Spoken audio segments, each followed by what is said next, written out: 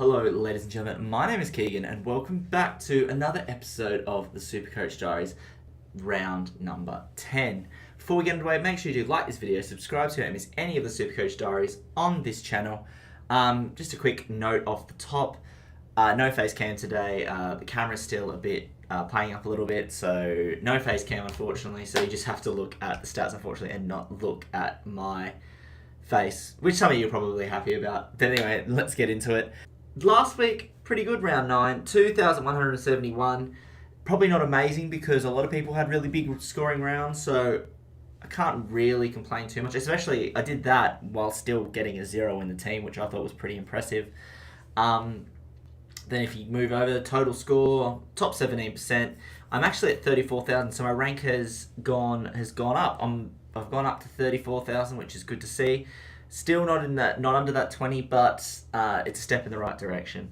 5 out of 6 league wins. Dangerfield was my best player, and Parsons was my worst player. Other than that, that looks pretty good. As you probably tell, this is Thursday. It's Thursday night in the UK, so as you can see down on the right side of the screen, Geelong and Fremantle have already played. Geelong won by 2 points, so I will talk about that game as I go through my team and how it affects my Supercoach. All right, now without any further ado, let's head into the team and I'll show you what I'm lining up with this week. So here's what my team is looking like this week. There's a few interesting selections because of the game has already happened, of course. The Port Geelong game's already happened, so I've had to move a few around to get emergency scores and to get a loophole in certain players. But so this is how the team's looking. Doherty, Laird and Adams were very good last week. Rance was amazing. Newman was great. So my backline is actually performing the past couple of weeks, which I can't really complain about. Unfortunately, I had Doherty as captain, so he only got 101, which is really disappointing because he had 85 at halftime, and then Carlton pretty much just stopped playing by the looks of it. So I only ended up getting 101. So he wasn't an amazing captain score, but I've had worse in my past, I must say. So my backline's really performing, so I haven't really seen the need to change too much. I had also had Berry on the field, who got 75 for a rookie, that's pretty good. So this week, the reason I've got Hibbert on the field is because Stewart actually scored 91 last night. So I'm going to use his emergency number to loop into the team. So I've taken Berry out, even though I'm running a risk here. I don't reckon Berry will score over 91, so I put Berry on the bench, and I put Hibbert on because he's not playing this week, and Stewart will come in for him as the emergency. So that will be a good news. As we go down, I've got Dangerfield as vice captain, Murphy, Bontempelli, Fife, Treloar, Beams, and Barrett. Now, pretty good start with Murphy and Treloar and Beams having massive games, which was great for my team. Beams was really surprising, which I want to see more of that from him. Hopefully, if he scores like that the rest of the season, he'll probably stay in my team the rest of the season. Bont's had a couple of sort of down weeks, but it's Bont, so he probably won't be down for too long. Fife, again, is only averaging 103, which is pretty disappointing for him. Whether it's coming off because he's coming off a injury-riddled year, who knows. Treloar finally had a massive game, 125, and to be fair, that's the sort of scoring we're expecting from him non-stop, so hopefully he can continue that form. Murphy, 123, he's proving to be one of the trades of the season, bringing him in sort of early-ish. I didn't start with him, but I got on him rather early, round 2 or round 3 from memory, so by that point, he was still a pretty decent price, so I got on him, and he's still going up, which is great. So Dangerfield is actually going to be my captain this week because I've got Hanbury as my emergency on the bench, and I've got Miles on the field, who is not going to play because he's injured. So Dangerfield got 163, I think, last night for Geelong. So that 163 is going to be my captain score, which is a great captain score. I don't usually get great captain score, so it's a good one to get. Hanbury's really improved this season too, so 137 from Hanbury. He's finally starting to turn his form around too, which is great to see. Into the midfield, Stephen Martin with 107, Mr. Consistency really. I think he'll probably end up getting a lot of those around the rest of the season. Even if the Lions do struggle, he always seems to be a decent scorer for them. Ryder was really poor last night. I think he got 60 odd, maybe 69 or something. So he was pretty poor, so disappointing from him.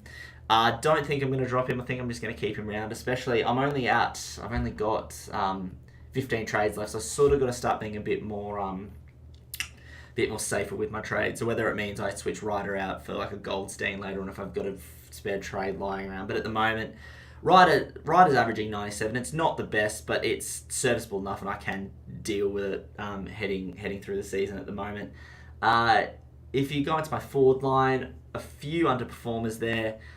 Yo was pretty disappointing. Dalhouse was sort of disappointing. Franklin sort of was going for a lot of a worse score than that, but he sort of pulled it out in the last quarter and sort of came halfway, but still not really good enough. Nankervis, again, 100 is really good. Green I brought in this week, and Greenwood I brought in this week. So there's my two players I have brought in, Parsons and Stewart sitting on the bench. Stewart got 51, so he's been interesting. He's a rookie pick that I've picked that I'm sort of still not totally sold on, but look, he's averaging 71, so I can't really complain. He's picked this week, so he'll play. He'll get a price rise out of him.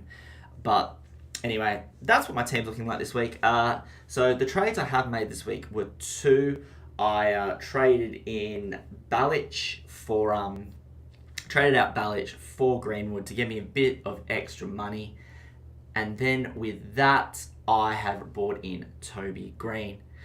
Off the top of my head, I can't remember who I got rid of. It was a pretty poor rookie. It might have been a rookie that was going to have the bye next week. I can't exactly remember off the top of my head who I got rid of for Green. But Green is in the team, which I think is a pretty good pick. He's averaging 95, and I said this last year. I had him last year, and I swore off him. But I reckon as GWS firstly, with those injuries, Green might be spending more time in the midfield, so he could be getting a bit more ball. But I still think GWS are a good enough team that he will still be scoring pretty well.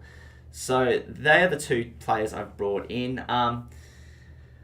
Before I sort of made these trades, I was actually projected totals about 2,300 odd. And that was until I brought Miles onto the field and I brought Hibbert on the field because they're going to get zeros or non-scorers. It's brought my projected round score down a bit, but I'm expecting hopefully if I could hit 2,250, I think that would be a pretty good effort. But we of course will wait and see. I just remembered who I got rid of for Green. I got rid of Parfitt for Green. So I traded Balich down to Greenwood, and I got rid of Parfitt for Green. So they're the two trades I made. I just remembered off the top of my head. I hope you don't mind. As far as captains go this week, you know my captain selections. Dangerfield's going to be my captain this week. No arguments about that. Anyway, guys, thank you for watching. I hope you did enjoy this episode of the Supercoach Diaries. Make sure you do like this video, subscribe so you don't miss any of the videos on this channel. Do let me know in the comments below if there's any changes that you are planning on making heading into the bye rounds. I'm not sure yet. I've sort of started getting myself bye ready. If you can have a quick look, playing round 11, it's a bit healthier than it was. I was having a lot that weren't playing next week, but at the moment, still not great. There's probably one or two more trades I probably need to make. Berry might go and Barrett might go, for instance. 2 trades I might make to get some better players in. We'll wait and see. We'll see how that goes. Anyway, guys, thank you for watching. I hope you enjoyed, and I'll see you later.